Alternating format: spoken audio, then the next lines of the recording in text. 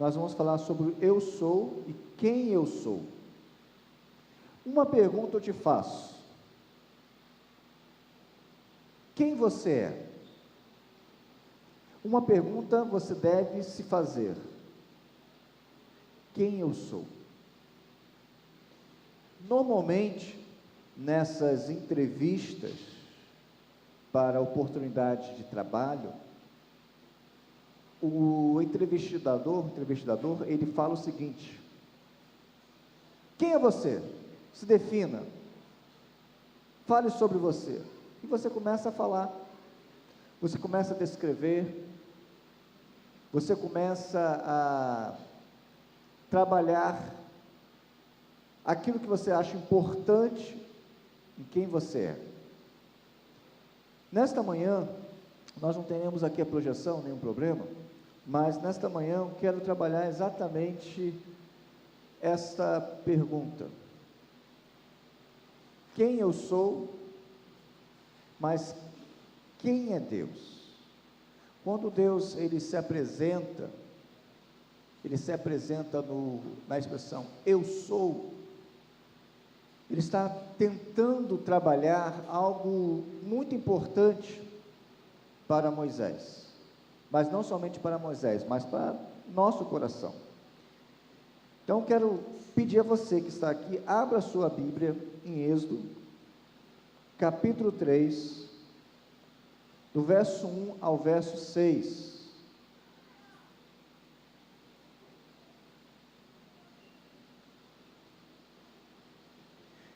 Moisés, ele pastoreava o rebanho do seu sogro Jetro. É isso que nós vamos ler. Eu creio que a minha versão esteja na NVI, se puder.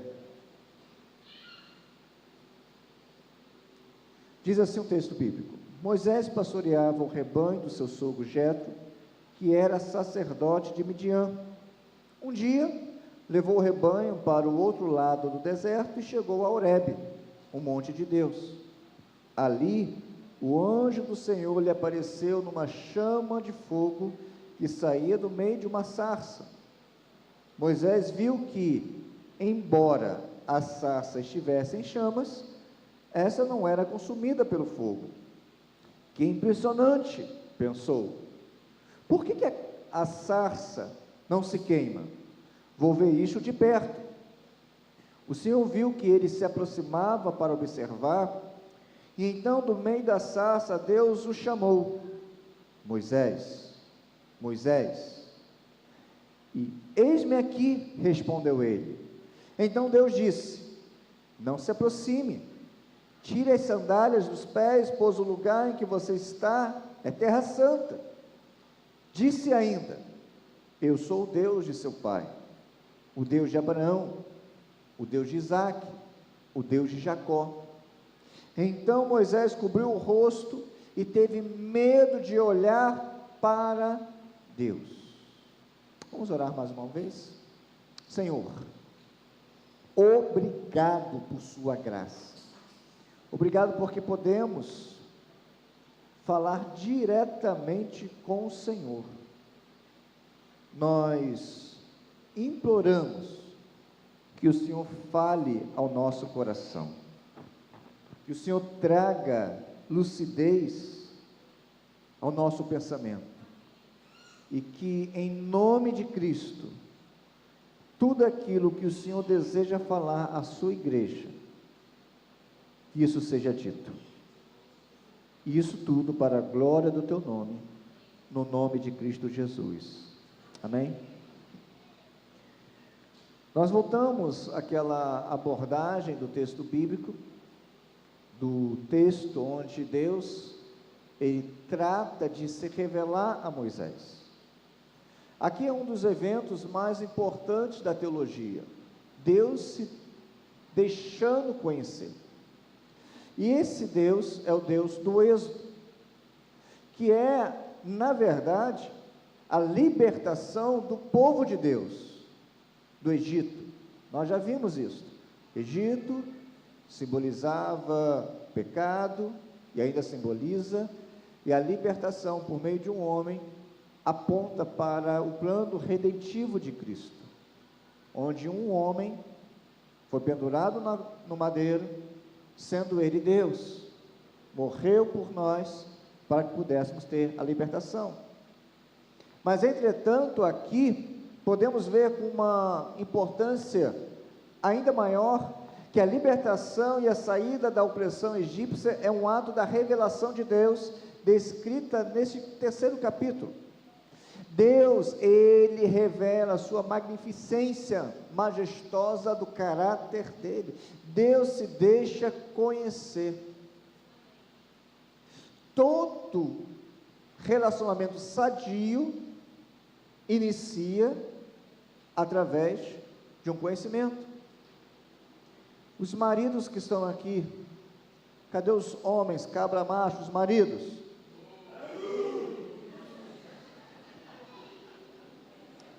Até que não foi tão vergonhoso. Meus irmãos, fora raras exceções, normalmente você que buscou conhecer a pessoa que se tornou sua esposa, sim ou não? Sim. Aí você passou a conhecê-la, passou a saber um pouco mais dela, das preferências, e assim você a conheceu e se tornou depois, então, o esposo dela. Deus, ele se permitiu ser conhecido por Moisés. Ele disse: eu sou. Por mais importante que a salvação de Israel do Egito seja, e ela foi, ela não poderia ser devidamente entendida, a menos que seja enquadrada dentro do caráter duplo de Deus, conforme expressa aqui na sua própria declaração de Deus. Enquanto Deus vem a Moisés, ele anuncia o seguinte, verso 6: o Deus de teu pai, o Deus de Abraão, o Deus de Isaque, o Deus de Jacó. Aqui Deus se identifica a si mesmo como o Deus da aliança, um Deus que se apropria de um povo, que faz aliança com esse povo, aquele que soberanamente iniciou um relacionamento com o seu povo. Vejamos, a primeira atitude que Deus quer que Moisés reconheça, sabe qual é? Está aqui no verso 8, acompanhe na sua Bíblia, ou acompanhe aqui, que Deus o livrará do Egito. Deus é aquele que livra o seu povo do Egito. Verso 8 diz: por isso desci para livrá-lo das mãos dos egípcios, e tirá-los daqui para uma terra boa e vasta, onde mana leite e mel. E ele começa a descrever a terra dos cananeus, dos hititas, dos amorreus, dos fariseus, dos heveus e dos jebuseus.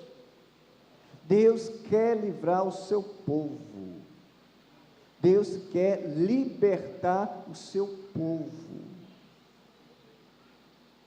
Conhecereis a verdade, e a verdade libertará.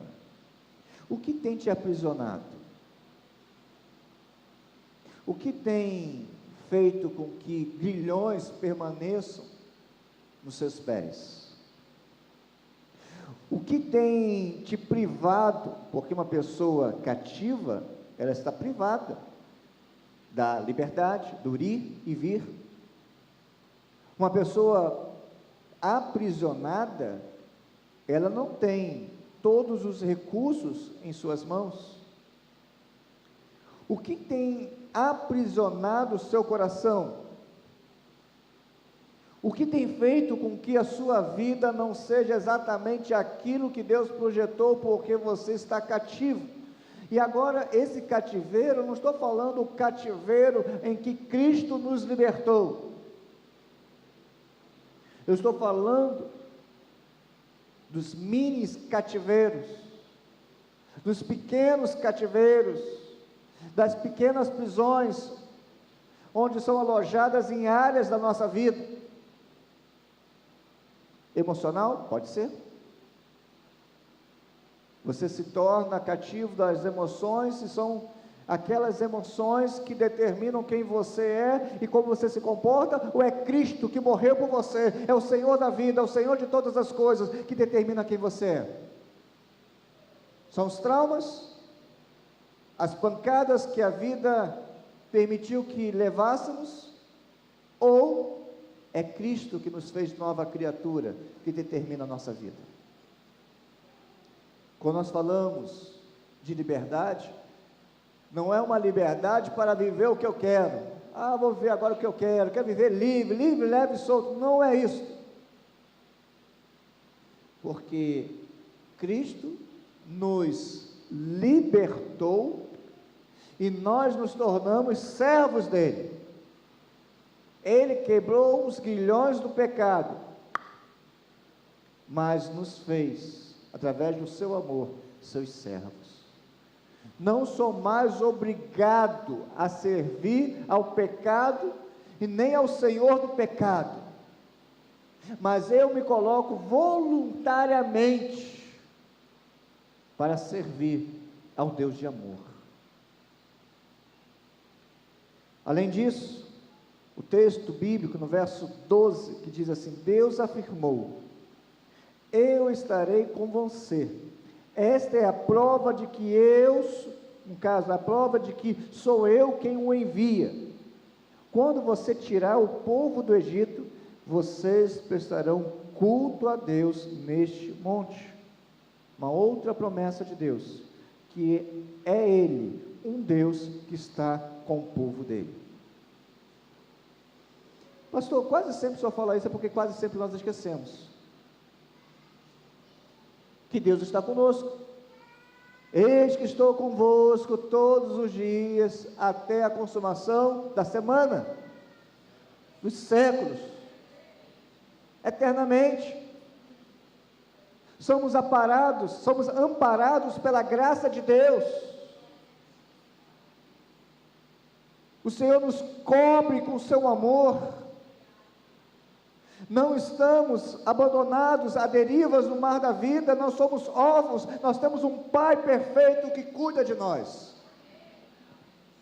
Ele faz questão de mostrar exatamente isto. Deus afirmou: eu estarei com você, eu estou contigo. Se andares pelo fogo, estarei, se andares pelas águas, estarei, e tudo que isso pode provocar na sua vida, não te afetará, o fogo não te queimará, a água não vai fazer com que você fique afogado. Esse é o Deus que nós servimos,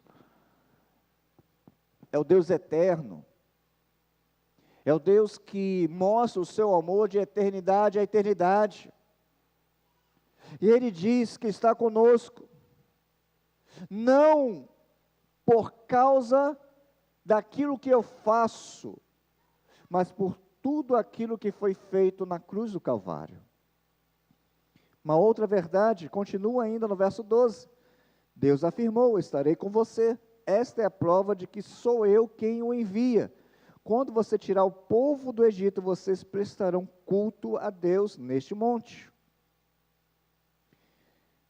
Outra grande verdade, que Deus nos redimiu com um propósito de adoração a Ele. Ele nos redimiu, estarei com você.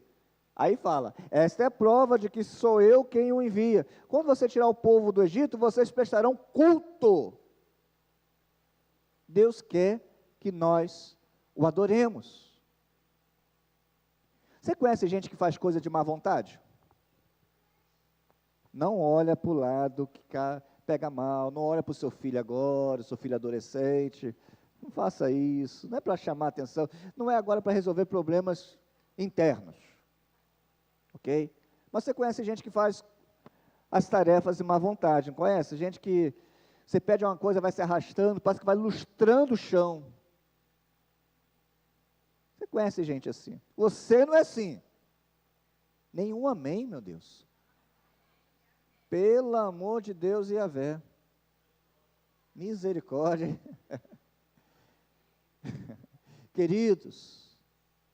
Mas tem gente que é roda presa. Tem gente que faz coisa de má vontade. Você ama gente assim, não ama? Pastor, amar a pessoa até ama, mas não o comportamento dessa pessoa.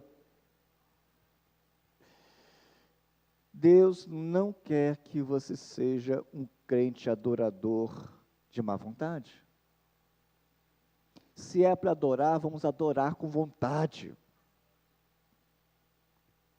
com vigor, com energia, com forças, com determinação, com um sorriso no rosto.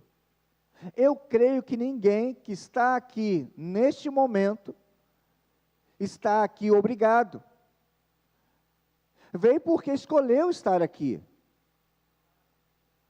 E nessa escolha nós temos algumas questões bem peculiares. Você escolheu estar aqui, então faça desse momento o melhor momento. Não fique assim olhando para o horizonte vazio. Olhe para Deus, para a sua palavra que está sendo dita, para sendo pregada, anunciada, expressa. Adore a Deus com vontade. Se é para cantar, nós vamos cantar. Se é para cumprimentar, vamos cumprimentar. Se é para sorrir, vamos sorrir. E se for para chorar, a gente vai chorar também. Irmãos, Deus nos redimiu. No caso aqui do povo, tirou do Egito. Deus estava levando o seu povo para um outro lugar. E Ele tinha um propósito para adorá-lo. Deus está realizando o propósito da aliança dele com Israel através de Moisés. Moisés reconhece um ônus único desse chamado de Deus. E então sabe o que ele faz? Hesita. Ele hesita. Eu também hesito. Você também hesita, sim ou não? Sim. Hesitamos. Estamos quase conjugando todo o verbo. Por quê? Porque nós somos limitados. E assim como o ser humano, assim como qualquer outra pessoa nesta terra, nós temos medo. Mas Deus, por meio do convite da sua graça, Ele nos fez filhos dele. E Ele nos chamou. Em meio a qualquer hesitação, Deus nos chamou. Somos hesitantes por alguns motivos. Primeiro, verso 5, uma partezinha diz assim: Deus disse, pare aí e tire as suas sandálias.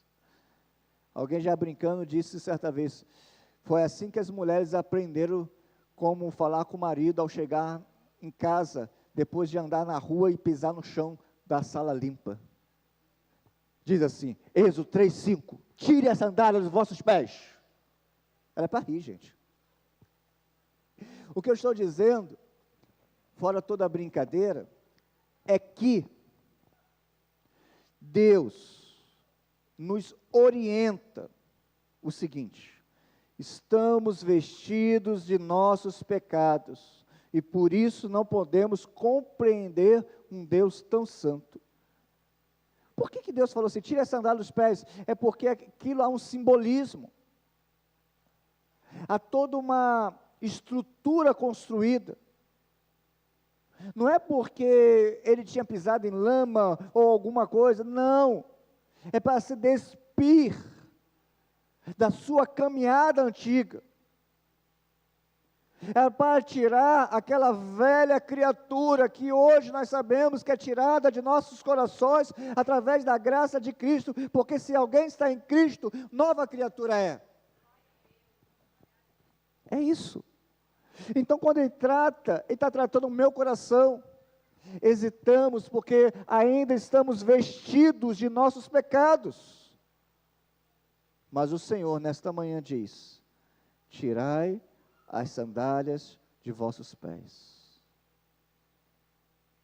Hesitamos também, e aí vem um outro ensinamento, a santidade de Deus é avassaladora.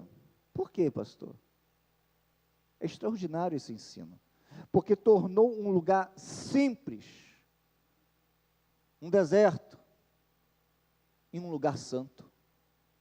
Olha o que diz o texto: pois o lugar onde você está é um lugar santo. Meus irmãos, aquele lugar não era nada sem Deus, nada, somente um lugar onde nasciam espinheiros. Mas agora, quando Deus se faz presente, Ele muda tudo. Assim também ocorre em nossas vidas. Quando Deus se faz presente, quando Ele se apresenta em nossos corações, tudo novo se faz. Amém, povo? Deus pode, e assim Ele fez, tornar um arbusto insignificante, sem valor nenhum, e fazê-lo arder e transformá-lo num milagre. Era exatamente isso que Deus desejava fazer com Moisés. Deus transforma coisas insignificantes em referências para este mundo. Se puder colocar aí no multimídia, porque eu não passei a projeção como deveria passar, 1 Coríntios capítulo 1, 1 Coríntios capítulo 1, verso 18 a 21. Eu começo a ler, os irmãos acompanhem, por favor, depois. Em relação a que Deus transforma as coisas insignificantes em referências para esse mundo, eu leio o seguinte: porque a palavra da cruz é loucura para os que perecem, mas para nós, que somos salvos, é o poder de Deus. Aí o texto continua a dizer: porque está escrito, destruirei a sabedoria dos sábios, e aniquilarei a inteligência dos inteligentes. Onde está o sábio? Onde está o escriba? Onde está o inquiridor deste século? Porventura, não tornou Deus loucura a sabedoria deste mundo? Visto como a sabedoria de Deus, e o mundo não conheceu a Deus pela sua sabedoria, aprove a Deus salvar os crentes pela loucura da pregação. O Evangelho aponta para o pecado no coração do ser humano, mas que este mesmo não consegue ver. O Evangelho fala, está aí. O meu coração diz, não conheço. Um coração mergulhado em suas próprias concupiscências é incapaz de entender o seu estado. Não dá. Assim como aquela pessoa que está debaixo de uma água quente, tomando o seu banho, só consegue perceber que há uma temperatura diferente quando sai, assim também é o nosso coração. Só vamos entender que existe algo diferente quando somos retirados do meio do pecado. O Senhor, por meio da sua graça, Ele faz isso. A.W. Tozer diz: os homens já não ficam mais com a convicção de pecado. Não ficam mais com a convicção de pecado. Eles só têm um complexo de culpa. Ah, meu Deus, eu fiz isso. Não há arrependimento. Ah, meu Deus, eu fiz isso. Pesou a consciência. Mas cadê a mudança? Cadê o arrependimento? Cadê a transformação? Cadê a convicção do estado depravado da nossa alma, que é o pecado? Cadê? Sumiu. Nós precisamos olhar para onde estamos. Estamos na presença de Deus, então precisamos tirar as nossas sandálias, precisamos nos despir do velho homem e viver a prerrogativa que Deus deixou. E qual foi? Aqui é um lugar santo, a sua vida precisa ser esse lugar santo. Eu quero terminar dizendo, vivemos numa sociedade que não tratamos o pecado e nem o pecador. Olhamos e sofremos as consequências avassaladoras, simplesmente. Fulano, deixa lá. Ciclano, está como? Está daquela maneira. O Senhor, em amor, nos convocou a confrontar este mundo com o Evangelho. Não perca tempo. Vivemos um mundo de trevas pela ausência da santidade de Deus em nossos corações. Por quê, pastor? Ué, não está escrito que nós seríamos luzeiros para este mundo? Opa, se o mundo está em trevas, é porque está faltando luzeiros. Um teste poderíamos fazer. Um dia de noite, poderíamos estar aqui na igreja, com tudo apagado, e faríamos um seguinte anúncio: irmãos, no 3 nós vamos acender as lanternas em nossas mãos, ok? Então, de um segundo para outro, aquilo que era breu, escuridão total, tornou-se um local acessível para a visão, iluminado pelas lanternas. Por quê? Porque cada um iluminou. O mundo está em trevas porque eu não estou fazendo o meu papel de iluminar o mundo. Olhamos muito o outro. Moisés hesitou. Talvez a nossa dificuldade não seja hesitar, é terceirizar a culpa. Vivemos longe de Deus. E agora, pior de tudo, por decisão própria. Nós que escolhemos isto. Não podemos culpar mais ninguém. O pecado que há em mim, ok, mas não, a decisão é nossa. Somos responsáveis por nossas decisões. Escolhemos estar na casa de Deus, sim ou não. Escolhemos participar de uma classe de EBD, eu escolho sim ou não. Eu escolho estar mais tarde no culto da minha igreja, sim ou não. Eu escolho viver iluminando esse mundo em trevas, escolho o sim ou não. São decisões. Não temos que colocar para o outro, não, é nossa decisão.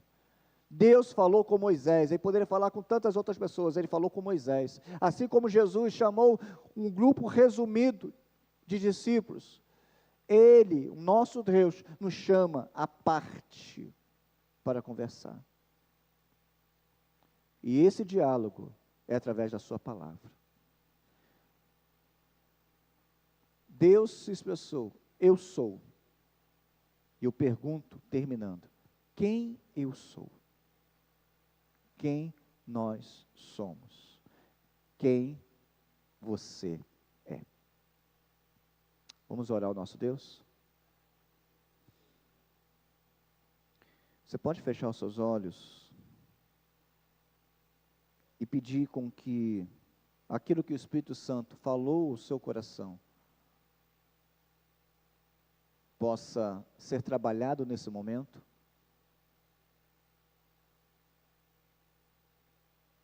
Aquilo que Deus, por meio da sua sagrada Escritura, disse, que possa ser trabalhado então agora. Peça ao Senhor, Senhor, trabalhe meu coração, trabalhe a minha mente,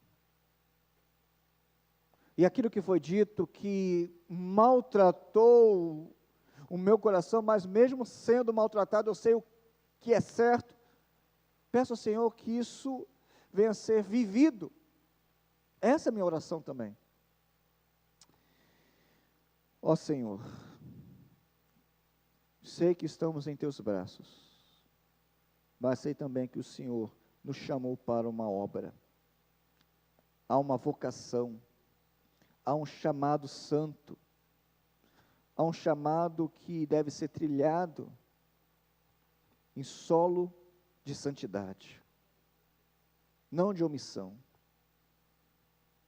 Que essas verdades que foram anunciadas nesta manhã possam ser vivenciadas no nosso dia a dia. Que levemos para o nosso dia a dia aquilo que o Senhor nos tratou no dia de hoje. Perdoa, Deus, nosso pecado. Nós confessamos que queremos acertar. Queremos mesmo, Pai. Nos fortaleça para isso.